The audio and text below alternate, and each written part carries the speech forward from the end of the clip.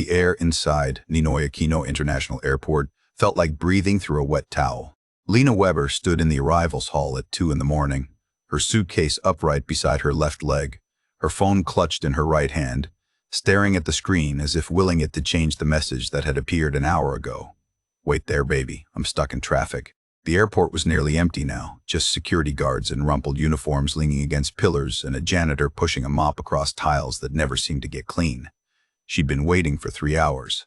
The other passengers from her flight had long since disappeared into the Manila night, claimed by family members and taxi drivers and hotel shuttles, swallowed by a city she didn't know and couldn't read. She was alone, 6,800 miles from home, in a country where she didn't speak the language, waiting for a man who had promised he would be there the moment she landed.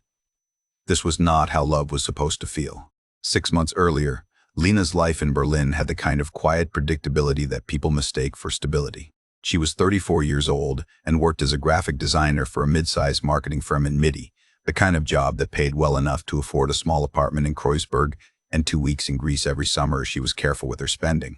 Her apartment was on the 3rd floor of a building with good bones and bad plumbing, and she had decorated it the way she decorated everything, with attention to detail and an eye for harmony. White walls, plants on the windowsill, a vintage poster from a Fassbinder film she'd found at a flea market, a small balcony where she drank coffee in the mornings when the weather allowed. It was a life she had built carefully after everything had fallen apart 2 years before. The breakup with Thomas had been the kind that leaves you questioning not just the relationship but your own judgment. 3 years together, and she'd missed all the signs. The way he never quite made space for her in his life. The way he spoke about their future and abstractions that never solidified into plans. The way she always felt like she was auditioning for a role she'd never quite win.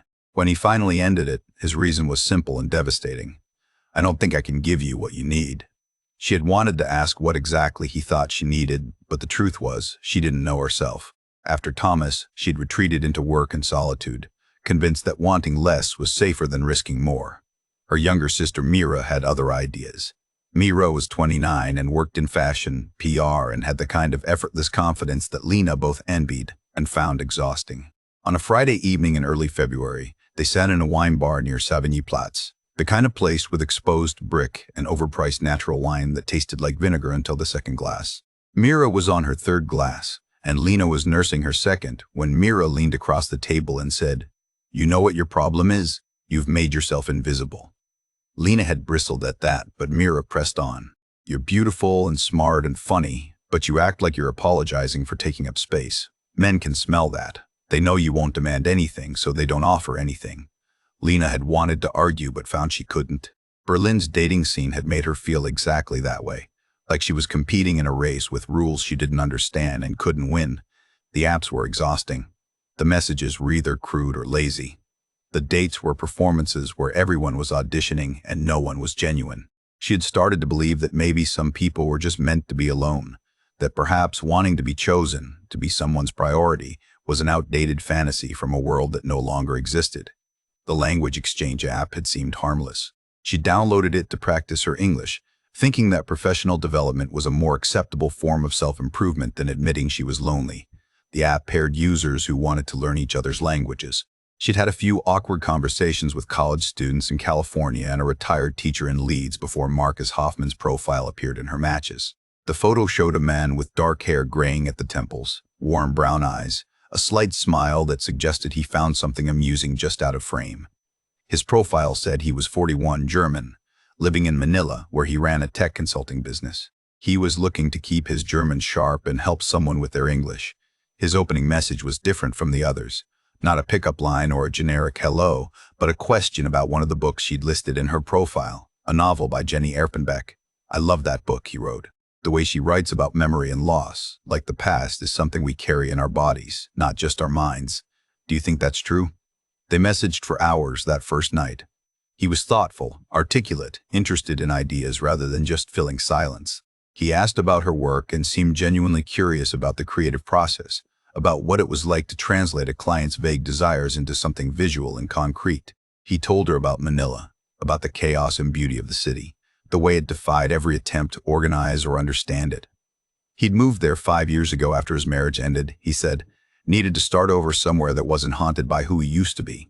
His consulting firm helped European companies navigate the Southeast Asian market. It was demanding work but rewarding, though he admitted that success felt hollow when you had no one to share it with. Within 2 weeks, they were messaging every day. Within a month, they'd moved to video calls every evening, him in the bright morning light of Manila, her in the dim evening glow of Berlin, the 12-hour time difference creating a strange intimacy, as if they existed in a world that belonged only to them. He sent flowers to her office in late March, a bouquet of white tulips with a card that quoted Rilke in German. Perhaps all the dragons in our lives are princesses who are only waiting to see us act, just once, with beauty and courage. Her colleagues teased her, but she felt something shift inside, a door opening that she'd kept locked since Thomas Marcus never pushed. He never asked for photos or made comments about her appearance. Instead, he noticed things. He remembered that she'd mentioned loving a particular bakery in Prenzlauer Berg and asked if she'd been there lately. He sent her a link to an art exhibition she might like. He asked about her sister, remembered Mira's name and her job, and asked how she was doing. After 3 months of nightly conversations, after hours of talking about everything from childhood memories to fears about aging to the small disappointments of daily life, Marcus said he wanted her to visit Manila. He wanted to show her his world. He wanted to see if what they had in their screens and messages could translate into something real. He would pay for the flight, he said. He would take care of everything. He just wanted a chance to hold her hand and walk beside her and see if the connection they felt could survive the transition from digital to physical. Lena hesitated. It felt too fast, too much, too good to be true. She told Mira over dinner at her apartment, expecting skepticism, and Mira delivered. "You barely know this guy," she said. "He could be anyone. He could be married. He could be a scammer. People aren't just nice like that without wanting something." Lena defended him, heard herself making arguments she half believed, saying that Mira was being cynical, that not everyone had ulterior motives, that sometimes people were just lonely and genuine and looking for connection. But Mira's words planted seeds of doubt. Lena told Marcus she needed time to think about it. And here was where he surprised her. He didn't pressure her. He didn't withdraw or grow cold or make her feel guilty. He simply said, "Take all the time you need. I know it's a big step. I know you're being smart and cautious, and those are things I love about you. If you decide not to come, I'll understand. I'll be disappointed, but I'll understand. And if you do decide to come, I'll be here. And I'll do everything I can to make you feel safe and cared for." That patience, that respect for her autonomy, convinced her more than any romantic gesture could have. A man who was willing to wait, who didn't make her fear cost her his affection, felt like proof that he was different, that what they had was real. She booked 2 weeks off work in early May. She bought a ticket on Philippine Airlines, a 14-hour flight with a layover in Dubai. She told Mira the dates and promised to check in daily. Mira made her promise to keep her location services on and to call immediately if anything felt wrong. Lena packed her suitcase carefully. Summer dresses and sandals and the kind of clothes that felt appropriate for meeting someone who might become the most important person in your life. The night before her flight, she stood on her balcony and looked out at the Berlin skyline, at the television tower lit up against the dark sky, at the city that had been her home for 12 years, and felt a strange mixture of excitement and dread. She was 34 years old and taking a leap of faith toward a man she'd never touched, toward a future that existed only in possibility. Part of her felt brave. Part of her felt foolish. But mostly she felt ready. Ready to be chosen. Ready to believe that happiness wasn't something she had to earn through perfect behavior and self-erasure, but something she deserved simply by being herself. The flight was long and uncomfortable, and she barely slept. When the plane descended into Manila in the middle of the night, she looked out the window at the sprawl of lights below, at the city that seemed to go on forever in every direction, and felt her heart race. Marcus had sent her a message before she boarded. "I can't wait to see you. I'll be there the moment you land. I'll be the one who can't stop smiling." She'd read that message a dozen times during the flight, had let it soothe her during the moments when doubt crept in. But now she was standing in the arrivals hall and he wasn't there, and her phone said, "Wait there, baby, I'm stuck in traffic." And 3 hours had passed and the airport was empty and she was alone. She tried calling, but it went to voicemail. She sent messages that showed as delivered but not read. She sat on a bench with her suitcase between her knees and felt something cold settle in her chest. A voice that sounded like Mira saying, "People aren't just nice like that without wanting something." She pushed the thought away. Traffic in Manila was notorious. He'd told her that. There could be an accident, a closed road, any number of explanations. She would wait. She had flown 6,800 miles. She could wait a little longer. But as the fourth hour approached and the sky outside began to lighten from black to gray, Lena Weber understood with a clarity that felt like nausea that something was wrong. That the man who had quoted Rilke and remembered her sister's name and made her believe she was worth crossing the world for was not coming, or worse, was coming but was not the person she thought he was, and that the ground beneath her, the ground she'd been so careful to build her life upon, was already beginning to crack. Marcus arrived at dawn. Lena saw him before he saw her, walking through the automatic doors with his phone pressed to his ear, his face creased with what looked like exhaustion or stress or possibly guilt. He was wearing jeans and a wrinkled button-down shirt, and he looked older than he had on video calls, the lines around his eyes deeper, his skin sallow under the fluorescent lights. When he finally spotted her, he ended his call and rushed over, his expression shifting into something that resembled relief and remorse. "Baby, I'm so sorry," he said, reaching for her hands. She let him take them but didn't squeeze back. "There was an accident on EDSA, a truck overturned. The whole highway was closed. I've been trying to get here for hours." His German was perfect, his accent flawless. But standing in front of him, Lena felt none of the warmth she'd felt through the screen. She felt tired and angry and small. 4 hours, she said quietly. "I waited 4 hours." "I know," he said, and he looked genuinely distressed. "I know, and I'm so sorry. Let me make it up to you.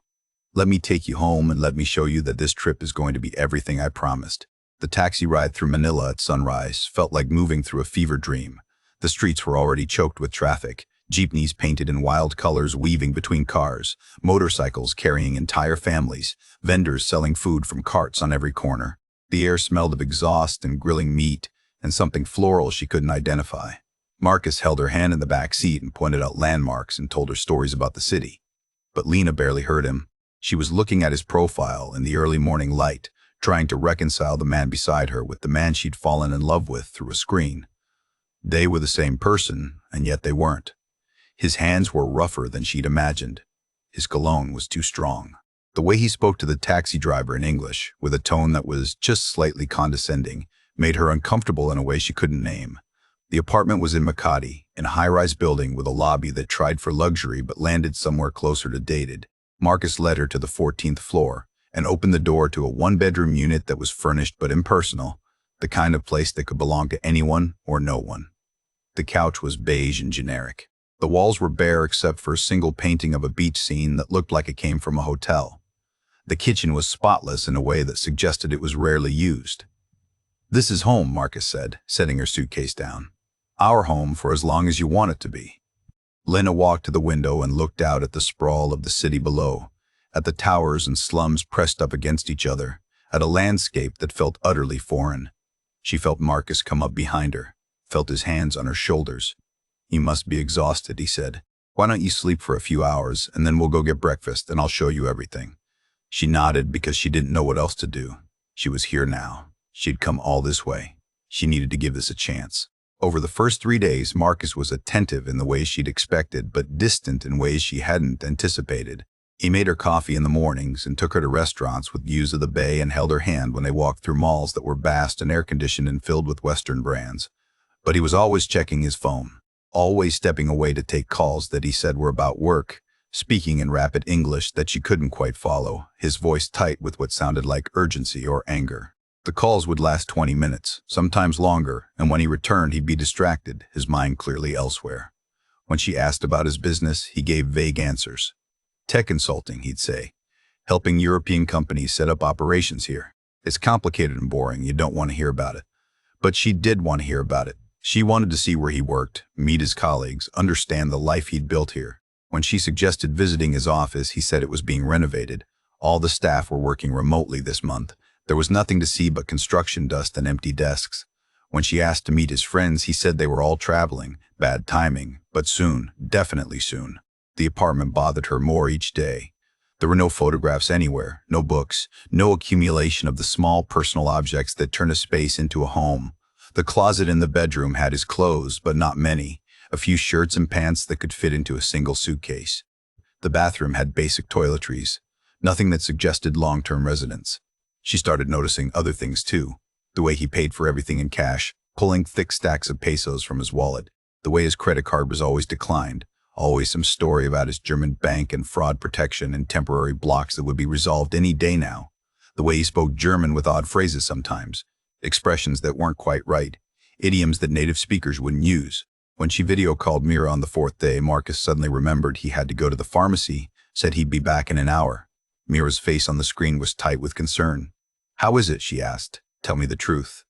And Lena found she didn't know how to answer. "It's fine," she said. "It's just different than I expected." "Different how?" Mira pressed. Lena looked around the empty apartment, at the walls that held no memories, at the life that didn't quite seem real. "I don't know yet," she said finally.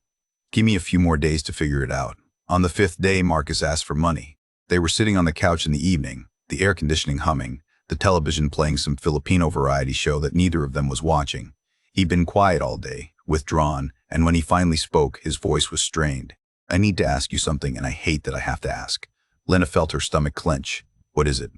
Marcus ran his hand through his hair, a gesture she'd seen on video calls when he was anxious. "I have a cash flow problem. One of my clients was supposed to pay me last week. A big payment, 20,000 euros, and they've delayed it. Something about their accounting department, I don't know, corporate bureaucracy. But I need to make payroll for my staff on Friday. I need 2,000 euros just to cover it until the client payment comes through." He looked at her with those warm brown eyes that had first caught her attention on the app. "I'll pay you back in a week, I promise. I know this is terrible timing. I know you just got here, but I don't know who else to ask. I don't have family here, and my friends are all in the same business. Everyone's capital is tied up. I wouldn't ask if it wasn't urgent." Lena felt something inside her go very still. 2,000 euros. She had savings, money she'd put aside for emergencies, for the future, for the kind of security that living alone required. But lending money to someone she'd known in person for less than a week felt wrong in a way that made her skin prickle. At the same time, she saw the distress on his face, the way his hands trembled slightly, the vulnerability of a proud man forced to ask for help. And wasn't this what love meant, she thought? Being there when someone needed you, showing up not just for the romantic gestures but for the difficult moments.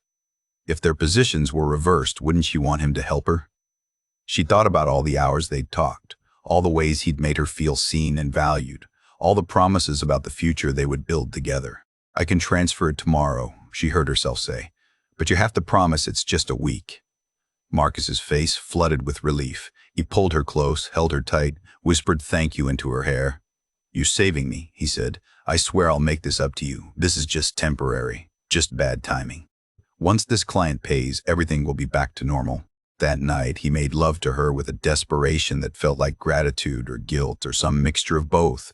And afterward, he talked about their future, about how he wanted to marry her, about how she could move to Manila permanently, about the life they would have once his business was stable. She lay awake beside him, listening to him breathe, and tried to believe that she'd made the right choice. The money didn't come back in a week. On day 12, Marcus sat her down with the kind of serious expression that meant bad news. The client payment had fallen through, he said. The deal had collapsed. "Corporate politics," he said, shaking his head. "They're blaming budget cuts, but I think someone sabotaged the project. I still have the money to pay you back, but I need to use it for something else right now. One of my business partners has threatened to pull out, says he needs his investment back immediately or he's going to sue. I need 3,000 euros to buy him out, and then I'll own the company outright. Once I do that, I can bring in new investors, bigger deals. I just need a little more time." Lena felt ice spreading through her chest. This wasn't what they'd agreed to. But Marcus was already talking, his words coming faster, explaining the complexity of business operations, the unfairness of partners who abandon you in rough patches, how this was actually an opportunity in disguise. "If I can buy him out now, I'll own everything. And when we're married, what's mine is yours anyway, right? This is an investment in our future. Please, baby, I just need you to trust me a little longer." She called Mira from the bathroom with the door locked and the shower running to cover her voice. She told her everything. There was a long silence on the other end, and then Mira said, "You need to come home right now, today. Book a flight and get out of there." Lena felt tears burning behind her eyes. "He's just going through a difficult time," she said, hearing how weak it sounded. "He's not going through a difficult time," Mira said, her voice sharp with anger and fear. "He's scamming you. This is a scam, Lena. Can't you see that? Everything about this is wrong." But Lena couldn't see it, or wouldn't, because seeing it would mean admitting she'd been a fool, would mean admitting that the man she'd fallen in love with didn't exist, would mean accepting that she'd given money she couldn't afford to lose to someone who saw her as a mark rather than a person. "He loves me," she said to Mira. "I know you don't believe that, but he does. I can tell.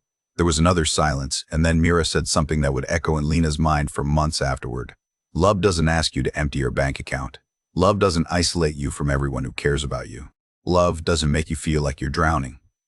Lena hung up without saying goodbye. She sent the second transfer that night. 3,000 euros. Her savings account now had 7,000 left. Money that had taken her years to accumulate. Money that represented security and independence and the ability to survive if everything fell apart. Marcus kissed her forehead and promised this was the last time, that everything would turn around now, that their future was finally secure. But over the next 2 weeks, the requests kept coming, each with a new emergency, a new crisis that required immediate cash, a tax problem with the Bureau of Internal Revenue, a vendor who wouldn't deliver without upfront payment, a legal fee for a contract dispute. Each time Marcus seemed genuinely distressed, genuinely apologetic, genuinely convinced this was the last obstacle before success. And each time Lena felt herself getting smaller, quieter, more uncertain of her own judgment. She stopped answering Mira's calls. She stopped posting on social media. Her boss in Berlin sent increasingly terse emails asking when exactly she planned to return. Her 2-week trip stretched to 3 weeks, then 4. The apartment that had felt temporary now felt like a trap. Marcus changed in other ways too. He didn't want her going out alone anymore. Manila is dangerous for foreign women, he said. You don't know the language. You don't know which neighborhoods are safe. Stay here where I know you're protected. He started checking her phone, picking it up when she was in the shower, asking who was texting her, growing cold and distant when she received messages from male colleagues back in Berlin. When her former teammate Stefan sent a friendly message asking how the trip was going, Marcus saw it before she did. Who is Stefan? He asked, his voice flat. Why is another man asking about you? Just a coworker, Lena said, confused by his tone. Marcus stared at her for a long moment. You're still in love with your ex, aren't you? That's why you won't fully commit to this, to us. You're keeping one foot out the door. The accusation was so absurd, so disconnected from reality, that Lena didn't know how to respond. She tried to explain, but Marcus had already shut down, spending the rest of the day in icy silence. That night, he apologized, held her while she cried, blamed the stress of his business troubles, told her he loved her too much, that the thought of losing her made him crazy. She found herself apologizing too, promising she was committed, promising she wasn't going anywhere. She didn't recognize herself anymore. On week 5, Marcus asked for 5,000 euros, said his business was about to close a major deal, said he just needed to hold on a little longer, said this was the turning point they'd been waiting for. Lena looked at her banking app, at the number that had once represented years of careful saving and now showed 7,000 euros total. If she gave him 5, she'd have 2,000 left. Not enough for a flight home, not enough for a security deposit on a new apartment if she needed one, not enough for anything except maybe a few months of basic survival. She told him no. The word came out barely louder than a whisper, but it was the first time she denied him anything. Marcus's face went through a series of expressions, surprise and hurt, and something else, something harder. You don't trust me, he said. After everything I've done for you, after I brought you here and gave you a place to stay and showed you this city, you don't trust me. Lena felt guilt wash over her even though some part of her knew this was manipulation. Maybe we should take a break from the money conversations, she said carefully. Maybe we should just focus on us for a while. Marcus stood up from the couch. Fine, he said. Fine. And then he left the apartment, the door closing with a soft click that somehow felt more ominous than a slam. He didn't come home that night. Lena lay awake in the too quiet apartment, her phone beside her on the pillow, waiting for a call or a text or some sign that he was okay. She imagined him hurt, imagined him in an accident, imagined all the ways she might have driven him to desperation by refusing to help when he needed it most. By dawn, she was convinced it was her fault, that her selfishness had pushed him over an edge he'd been teetering on for weeks. When he finally walked through the door at 7 in the morning, he smelled of alcohol and cigarettes and looked like he hadn't slept. Where were you? She asked, rushing to him. Marcus looked at her with eyes that were red and empty. I was on a bridge, he said quietly. I was standing on a bridge trying to decide if it was worth it anymore. The only thing that stopped me was thinking about you, about how you'd feel if I was gone. Lena felt her world tilt. The thought of Marcus standing on a bridge in the dark, contemplating death because she'd refused to give him money, was unbearable. She pulled out her phone. I'll transfer it now, she said. 5,000. Whatever you need. Just promise me you'll never do that again. Marcus pulled her into his arms and she felt him shaking. Or maybe she was the one shaking. She couldn't tell anymore. 4,000, he said into her hair. I can make do with 4. You keep the rest for yourself. She transferred 4,000 euros, leaving her with 3,000 total, barely enough to survive, not nearly enough to escape. That afternoon, Marcus was tender and attentive and spoke again about marriage and their future. And Lena tried to ignore the voice in her head that sounded like Mira asking what kind of love cost you everything. The phone call came at 3 in the morning on the 42nd day of what was supposed to have been a 2-week trip. Lena had been lying awake in the dark, listening to Marcus breathe beside her, his arm heavy across her waist, trying to calculate how many days she could survive in Manila on 3,000 euros if she needed to leave, when her phone lit up with an unknown number. She slipped out from under Marcus's arm and took the phone into the bathroom, closing the door softly before answering. A woman's voice spoke in English with a Filipino accent, careful and clear. Is this Lena Weber? Yes, Lena whispered, her heart already racing. My name is Sofia Reyes. I know this is going to sound strange, but I need you to listen very carefully, and I need you to believe me. The man you're with, Marcus Hoffman, is not who he says he is. Lena's first instinct was to hang up. This was exactly what Marcus had warned her about, scammers targeting tourists, people trying to create chaos and distrust. But something in Sofia's voice, a weariness that sounded like truth, made her stay on the line. I know you don't know me, Sofia continued. I know you have no reason to trust me. But 2 years ago, I was exactly where you are now. His real name is Andreas Mueller. He's not a businessman. He's a con artist, and he's been doing this for 7 years, maybe longer. There are at least 12 of us that I know of. Women from Germany, from Australia, from America, from Norway. All of us thought we were special.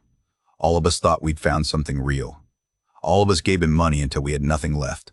The bathroom suddenly felt very small. Lena sat on the edge of the bathtub, the cool porcelain against the back of her thighs, and tried to process what she was hearing. How did you find me? She asked. Sofia's voice softened. I've been tracking him for 2 years.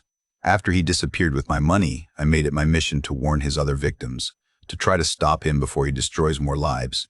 He uses the same language exchange apps, the same scripts, the same photos. Sometimes he changes his name, but it's always some variation. Marcus Hoffman, Michael Hartman. Andreas Mueller is his real identity, but he hasn't used it in years.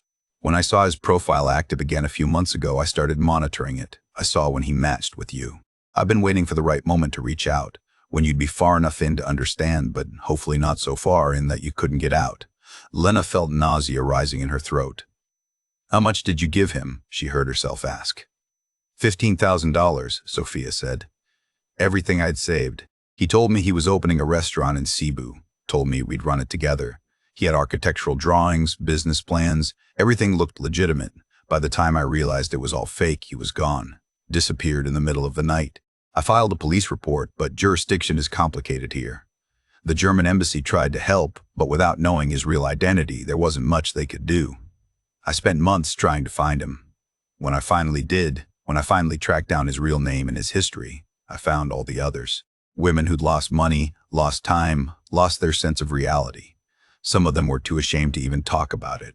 Some of them still defended him, said I was lying, said he really loved them, and circumstances had just gotten in the way. How do I know you're telling the truth? Lena asked, even though somewhere deep inside her she already knew, had maybe known for weeks but had been too afraid to admit it. Sofia was quiet for a moment. Check his laptop if you can.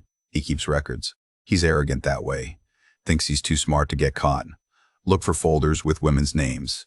Look for spreadsheets tracking payments. Look for multiple passports. Or just pay attention to the next few days. When he told him no about the money, he probably already started planning his exit. Men like him don't stay once the well runs dry. He'll create one more emergency, one more crisis, and then he'll disappear. You'll wake up and he'll be gone, and the apartment will be cleared out and you'll have no way to find him. Sofia paused. How much have you given him? Lena's voice came out broken. 10,000 euros. Oh, honey, Sofia said, and the kindness in her voice made Lena want to cry. I'm so sorry. But you need to leave Manila now. Today, if you can. Get to the German embassy. File a report. Get yourself safe. I'll send you contact information for the other victims. We're trying to build a case. Maybe if enough of us come forward, something will actually happen. Lena ended the call and sat in the bathroom with the lights off, staring at her reflection in the mirror that was barely visible in the glow from her phone screen. She looked like a stranger. Her face was thinner. Her eyes had dark circles. She'd stopped wearing makeup weeks ago. She looked tired and defeated and small. From the bedroom, she could hear Marcus's breathing, steady and deep, the sleep of someone without conscience or guilt. She thought about all the conversations they'd had, all the promises he'd made, all the ways he'd made her feel chosen and special and loved. Had any of it been real? Had there been even a single moment of genuine connection, or had it all been performance, a script he'd perfected over years of practice with women who were lonely enough or desperate enough or trusting enough to believe that someone could see them clearly and want them completely? She waited until morning when Marcus got up to shower. Her hands were shaking as she opened his laptop on the kitchen counter where he'd left it the night before. She expected it to be password protected, but it opened immediately. Careless or arrogant or both. The desktop was cluttered with folders. She clicked on one labeled simply F. Inside were PDFs of scanned passports: Franziska from Munich, Fiona from Sydney, Federica from Rome. Each passport photo showed a woman roughly her age, each one smiling like they'd believed they were documenting the beginning of an adventure. There was another folder labeled Accounts. Inside, spreadsheets tracking names, dates, amounts. She found her own name, Lena Weber, Berlin. First contact, February 8th. Total received €10,000. Status active. Beside her name in the same spreadsheet were 11 others, some marked complete, some marked inactive. The amounts ranged from $8,000 to $25,000. At the bottom of the spreadsheet was a running total, €173,000 over 7 years. Lena heard the shower turn off. Her heart was slamming against her ribs. She opened her phone and started photographing everything: the passport scans, the spreadsheets, the folders full of business documents that were clearly fabricated, templates he'd used over and over with different company names inserted. She heard Marcus moving around in the bedroom. She closed the laptop and went to the living room, sat on the couch, tried to make her face neutral. When he emerged dressed and smelling of soap and cologne, he smiled at her. "Morning, baby. You want to get breakfast?" Lena looked at him and saw him clearly for the first time. The warm eyes that had drawn her in were just eyes. The charm was just technique. The vulnerability was just another tool. Everything he'd ever told her had been a lie constructed to extract maximum value before moving on to the next target. "I know who you are," she said quietly. Marcus's expression didn't change, but something shifted behind his eyes. "What are you talking about? Your name is Andreas Mueller. You're not a businessman. You've been doing this to women for at least 7 years. I know about the others. I know about Sophia. I saw your laptop. I have photos of everything." Now something did change in his face, the mask slipping to reveal what had always been underneath. He laughed, a sound without humor. "Sophia. Of course it was Sophia. That crazy bitch has been stalking me for years.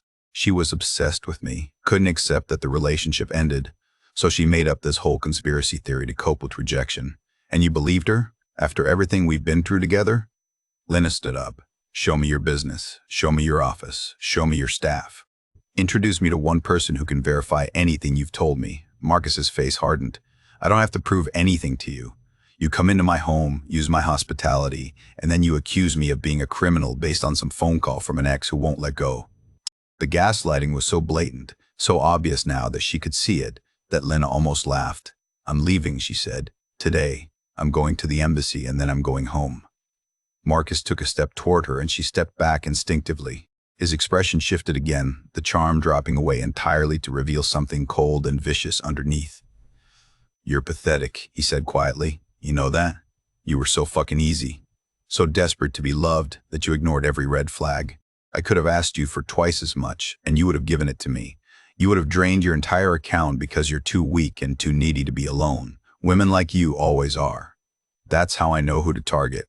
I can smell desperation from a mile away." Lena felt tears on her face, but also something else, something harder. "At least I'm capable of love," she said.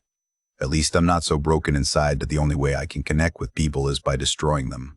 Marcus grabbed his phone and wallet from the counter. "You want proof I'm real? Fine. I'm going out. I'll be back with documents, with business cards, with everything you need to see that you've made a huge mistake. You sit here and think about how you're going to apologize."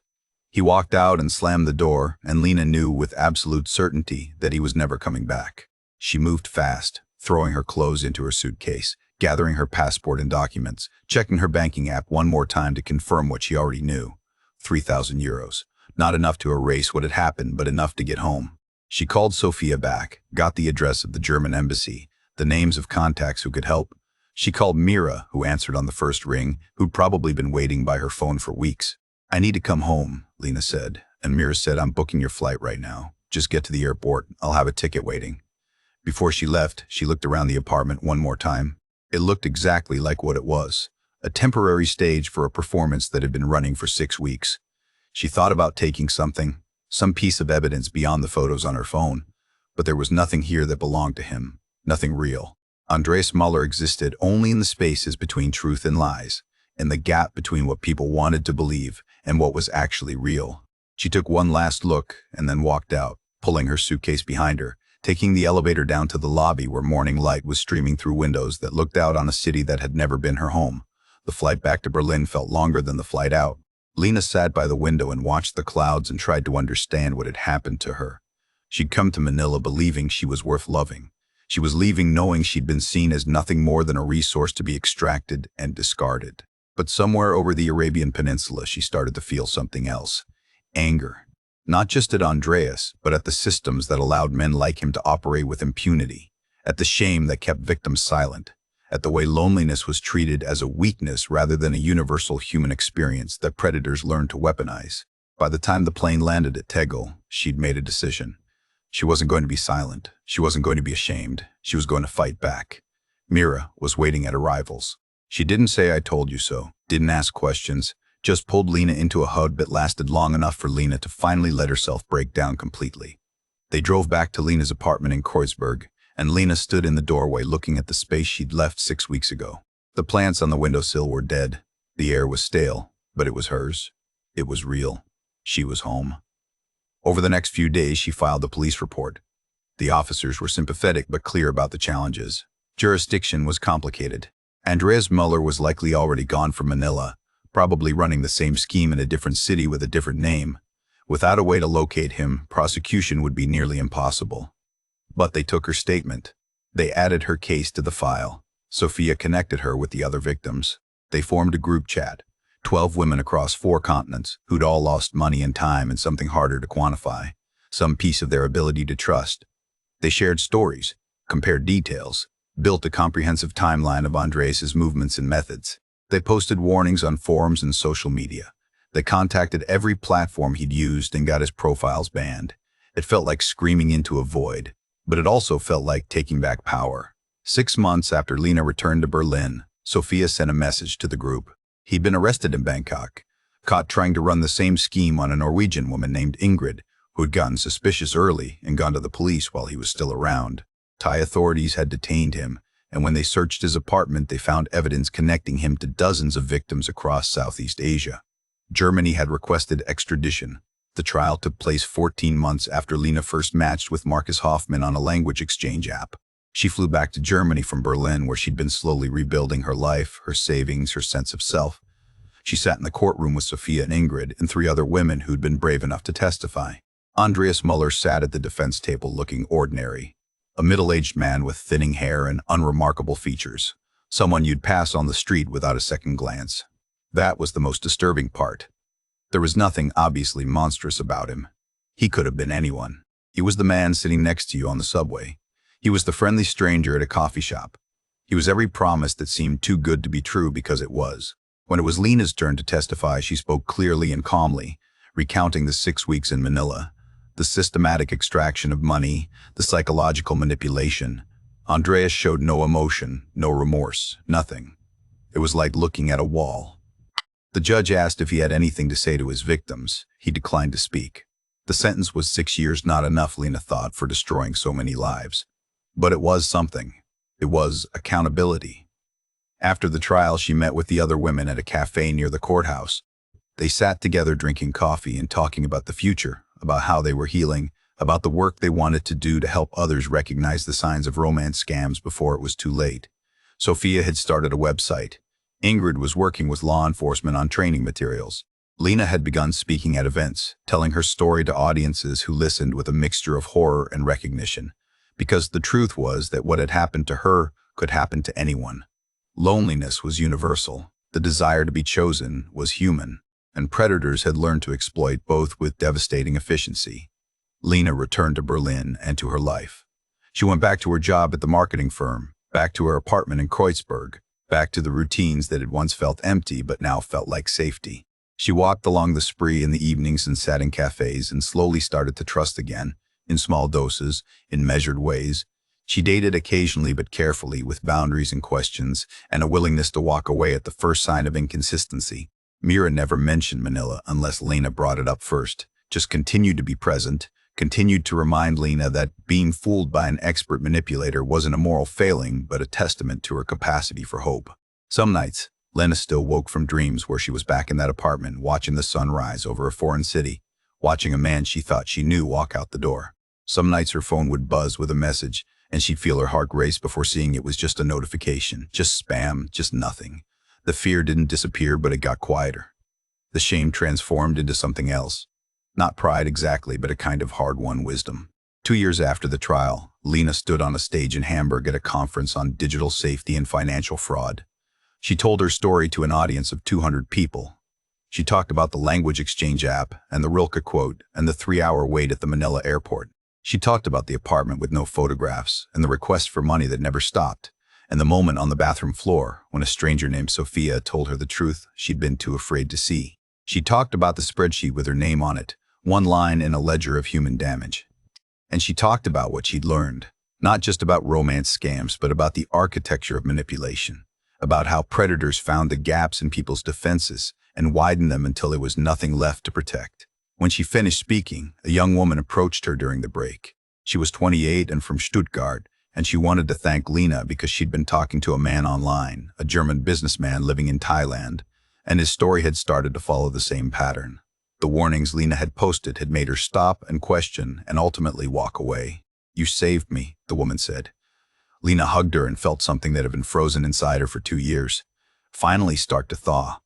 The truth about trust, Lena came to understand, was that it would never be easy again. Andreas Muller had taken something from her that she would never fully recover. A kind of innocence about human nature, a belief that love always revealed itself honestly. But he hadn't taken everything. She still had her capacity for connection. She still had her ability to recognize real vulnerability in others. She still had her voice and her story and her willingness to stand up and say, "This happened to me and it was not my fault, and it can happen to you too if you're not careful." Love should never cost you everything, she told audiences. It should never require you to abandon your judgment or your safety or your financial security. Real love makes space for questions. Real love respects boundaries. Real love doesn't ask you to prove yourself by sacrificing everything you've built. And if you find yourself in a situation where those things are being demanded, or you're being isolated from everyone who cares about you, or you're hemorrhaging money for emergencies that never quite resolve, then what you're experiencing isn't love. It's something else entirely. Something that wears love's face to hide its true nature. Late one evening in the 3rd year after Manila, Lena sat on her balcony looking out at the Berlin skyline. The television tower was lit up against the dark sky just as it had been the night before she left for the Philippines. She was 37 now. Her savings account had been rebuilt. Her apartment had new plants that were thriving. She had coffee dates scheduled with friends and a design project at work that excited her, and a life that felt full enough without needing someone else to complete it. Her phone was on the table beside her, and when it buzzed, she glanced at it without the spike of fear she used to feel. Just Mira, asking if she wanted to meet for brunch on Sunday. She typed back yes, and set the phone down, and breathed in the cool Berlin air, and felt something that took her a moment to identify. Peace.